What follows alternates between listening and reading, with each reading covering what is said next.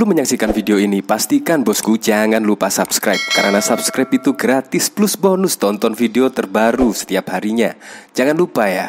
Nah, dari sini kadang-kadang saya heran ya, karena acara relawan Jokowi pada tanggal 26 November yang lalu yang dihadiri oleh Presiden Joko Widodo itu menimbulkan pro dan kontra, bahkan juga masalah sampah. Nah, bahkan dikabarkan dalam berita-berita yang beredar, yaitu terkumpul 31 ton sampah berserakan di GBK usai acara relawan Jokowi. Nah, semua pada mencibir lah acara gerakan relawan bersatu ini, yaitu tentang sampah yang berserakan hingga 31 ton. Oleh karena itu, saya menemukan jejak digital pada tahun 2018 lalu, di mana sebuah kelompok massa yang mengatasnamakan Reuni 212 juga meninggalkan jejak sampah. Nah, seperti ini, yaitu dalam berita ini, usai Reuni 212 Anies, 200 ton sampah berhasil dibersihkan.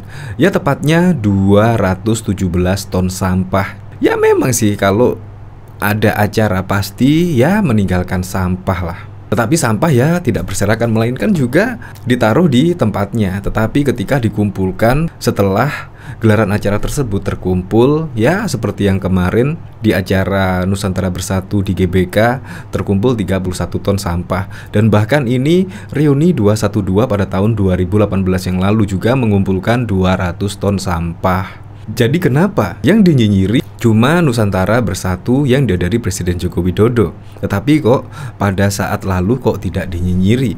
Padahal juga malah semakin banyak, yaitu hampir 7 kali lipat ini sampah yang berserakan di acara Reuni 212. Tetapi kok nggak dikomentari ya.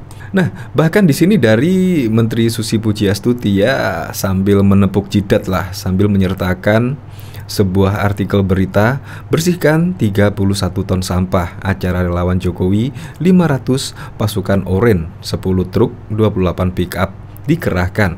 Nah, kalau di sini yaitu pada saat Reuni 212, malah yang dikerahkan di sini yaitu tenaga yang dikerahkan sebanyak 1080 petugas. Wow, 1080 petugas untuk membersihkan sampah pada acara Reuni 212 tersebut.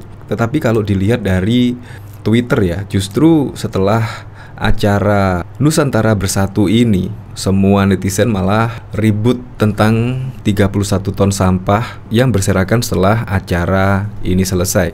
Bahkan tidak hanya itu saja ya. Bahkan di sini juga ada Reuni 212 selesai, yaitu ini pada tahun 2018.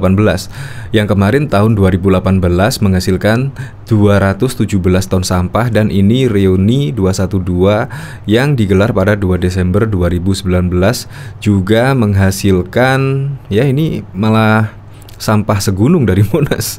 Dinas Lingkungan Hidup DKI Jakarta mengangkut sekitar 29,5 ton sampah setelah acara Reuni 212 selesai dari kawasan Monumen Nasional Jakarta Pusat pada 2 Desember 2019 yang lalu. Dari jumlah tersebut sebanyak 1,18 ton sampah yang terpilah dikirim ke bank sampah dan sisanya dibuang ke Bandar Gebang, Bekasi. Ini juga pada Reuni 212 pada tahun 2019 juga menghasilkan sampah yang menggunung.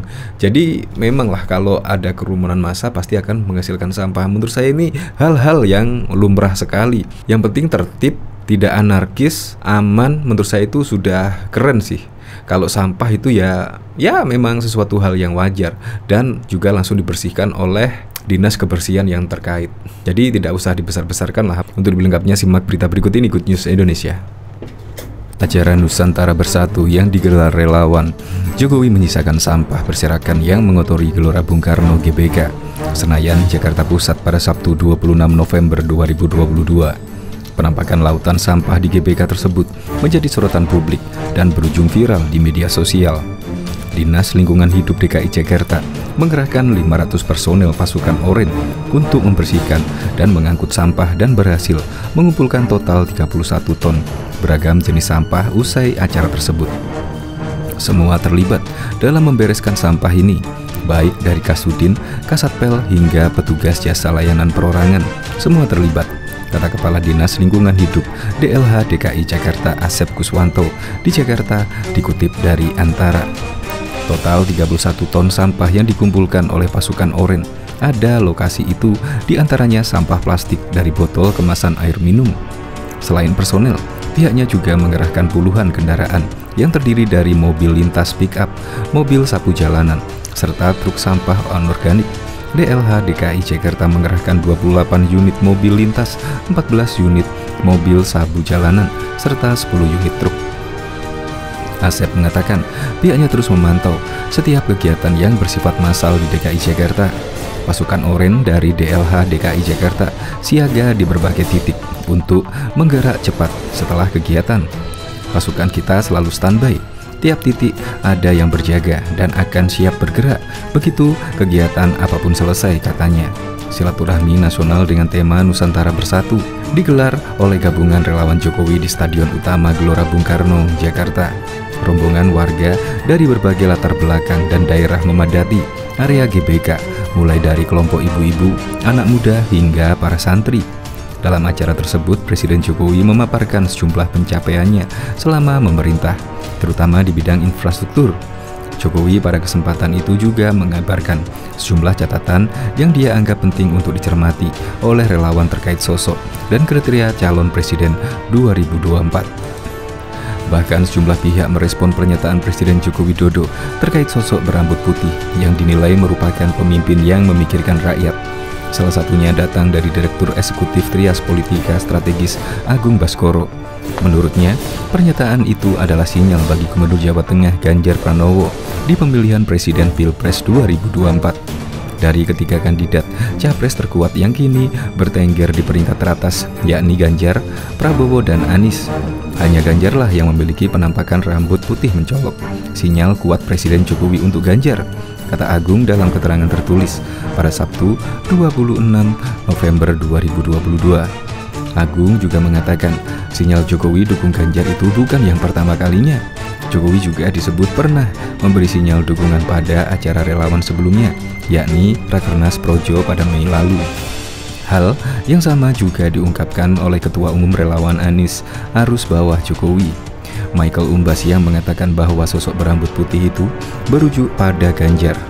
Michael menyatakan bahwa secara tersirat Jokowi menyampaikan pilihan calon presiden 2023-nya berdasarkan kriteria dari postur tubuh atau fisik.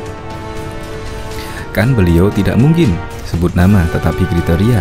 Yang rambut putih kebetulan identik dengan Ganjar, kecuali ada lagi calon lain yang akan muncul dengan ciri rambut putih himbuhnya. Tak mau ketinggalan, musisi Iwan Fals juga turut meramaikan topik pemimpin berambut putih tersebut melalui akun Twitter pribadinya Iwan Fals. Dia menggugah foto dirinya yang telah diedit dengan rambut warna putih dan penuh kerutan pada kulit wajahnya. Ini dia yang wajahnya berkerut dan rambutnya putih semua, cuit Iwan Fals pada Sabtu 26 November 2022.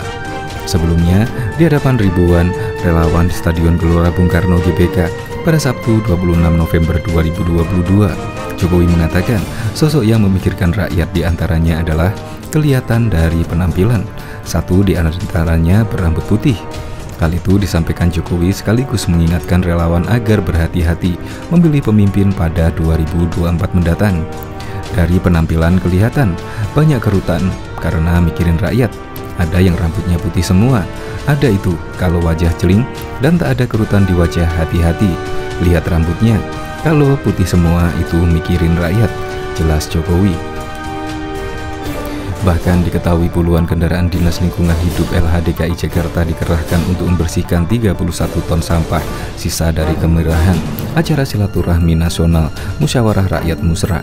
Berdasarkan keterangan resmi, DLH DKI Jakarta tercatat ada 31 ton sampah yang dikumpulkan dan diangkut selama acara musra berlangsung di Stadion Utama Gelora Bung Karno.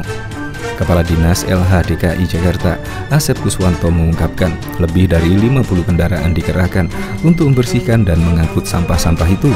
Karenanya, tutur dia, kawasan GBK kini telah kembali bersih. Kita mengerahkan 28 unit mobil pickup, 14 unit street sweeper, serta 10 unit truk untuk menunjang kegiatan Nusantara Bersatu ini. Kami juga menyediakan 38 unit toilet portable, 2 unit bus toilet VIP, truk tangki air bersih 2 unit, dan truk tangki air kotor 3 unit, ucap Asep pada Sabtu 26 November 2022. Lebih lanjut dituturkan, kegiatan pembersihan GBK melibatkan 500 personel pasukan Orin. Pasukan langsung bergerak cepat membereskan sampah setelah kegiatan Nusantara Bersatu selesai pada sore hari. Semua terlibat dalam membereskan sampah ini, baik dari Kasudin, Kasatpel hingga PJLP. Semua terlibat. Saya mengucapkan terima kasih yang sebesar-besarnya atas kerja keras, kerjasama, dan kekompakan dalam menuntaskan penanganan sampah ini, ungkapnya. Soal kecepatan tim dalam membersihkan kawasan GBK, dijelaskan Asep, karena pasukan selalu siap siaga dan berjaga di sejumlah titik, sehingga bisa langsung bergerak setelah kegiatan musrah selesai. Kita selalu bereskan hingga kondisi kembali bersih. Ini kita lakukan untuk memastikan lingkungan Jakarta agar selalu bersih, sehingga masyarakat lebih nyaman dalam berkegiatan, pungkasnya. Diketahui para relawan Presiden Joko Widodo menggelar acara silaturahmi nasional musra di Stadion Utama Gelora Bung Karno pada Sabtu 26 November 2022. Acara bertajuk Nusantara Bersatu itu diikuti oleh 150.000 peserta dan berlangsung dari pukul 6.30 hingga pukul 10.35 waktu Indonesia bagian Barat.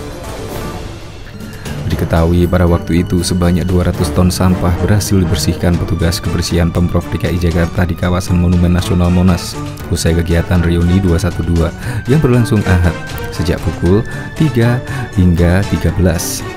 Ini disampaikan Gubernur DKI Jakarta Anies Baswedan. Diperkirakan tadi ada 200 ton sampah yang berhasil dibersihkan. Berkat kerja keras rekan-rekan kebersihan sekitar 4 jam akhirnya selesai. Sekarang kita bersih lagi. Tenaga yang dikerahkan sekitar 1.080 petugas kebersihan, ujar Anies saat melakukan peninjauan usai pelaksanaan acara di Monas, Jakarta Pusat pada Ahad sore. Anies memuji kinerja petugas kebersihan yang sudah meluangkan tenaga dan waktunya untuk terlibat dalam operasi pembersihan tersebut. Menurut dia, jumlah sampah itu belum sebanyak saat pergantian tahun. Ini lebih kecil daripada kalau malam tahun baru, ujar Anies. Anies mengatakan jumlah masa reuni Akbar 212 diperkirakan lebih banyak daripada masyarakat yang merayakan tahun baru, tapi menurutnya jumlah sampahnya lebih sedikit. Seluruh petugas membutuhkan waktu 4 jam untuk membuat area Monas dan sekitarnya kembali bersih. Alhamdulillah sore ini sudah semuanya relatif bersih, tinggal diangkat saja, kata mantan Rektor Paramadina ini.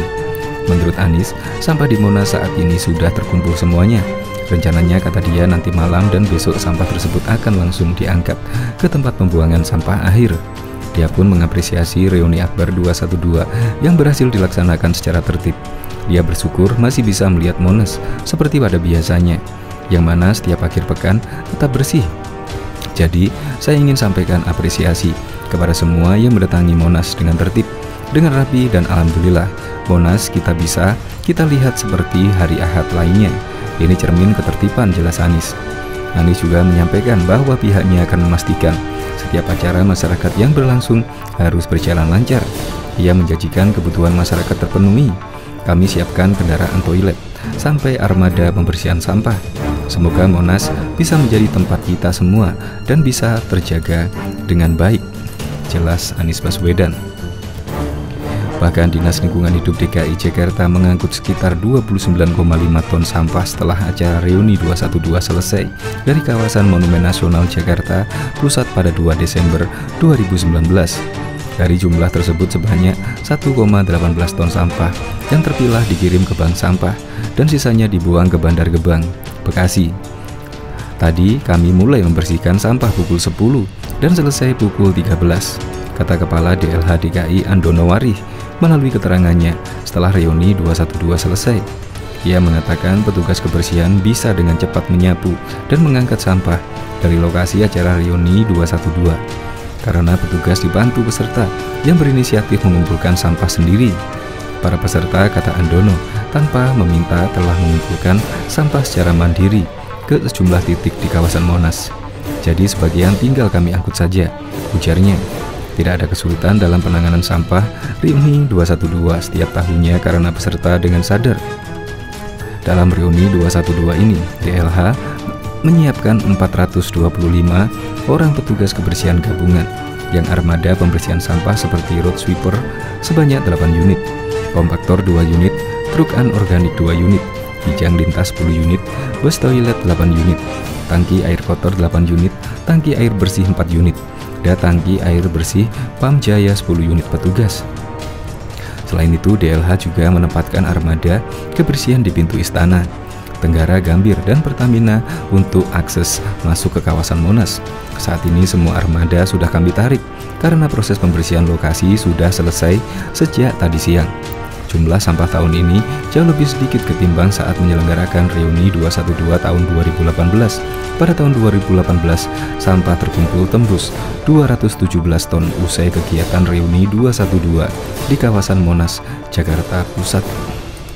Bahkan diketahui sejumlah pihak merespon pernyataan Presiden Joko Widodo terkait sosok berambut putih yang dinilai merupakan pemimpin yang memikirkan rakyat. Salah satunya datang dari Direktur Eksekutif Trias Politika. Menurutnya, pernyataan itu adalah sinyal bagi Gubernur Jawa Tengah Ganjar Pranowo di pemilihan Presiden Pilpres 2024 dari ketiga kandidat capres terkuat yang kini bertengger di peringkat teratas, yakni Ganjar Pranowo dan Anies. Hanya Ganjarlah yang memiliki penampakan rambut putih mencolok. Sinyal kuat Presiden Jokowi untuk Ganjar, kata Agung dalam keterangan tertulis pada Sabtu 26 November. Agung juga mengatakan sinyal Jokowi dukung Ganjar itu bukanlah yang pertama kalinya. Jokowi juga disebut pernah memberi sinyal dukungan pada acara relawan sebelumnya, yakni Rakernas Projo pada Mei lalu. Hal yang sama juga diungkapkan Ketua Umum Relawan Arus Bawah Jokowi, Michael Umbas, yang mengatakan bahwa sosok berambut putih itu merujuk pada Ganjar. Michael mengatakan bahwa secara tersirat Jokowi menyampaikan pilihan calon presiden 2023-nya berdasarkan kriteria dari postur tubuh atau fisik. Kan beliau tidak mungkin sebut nama, tetapi kriteria. Yang berambut putih kebetulan identik dengan Ganjar, kecuali ada lagi calon lain yang akan muncul dengan ciri rambut putih, imbuhnya. Tak mau ketinggalan, musisi Iwan Fals juga turut meramaikan topik memimpin berambut putih tersebut melalui akun Twitternya.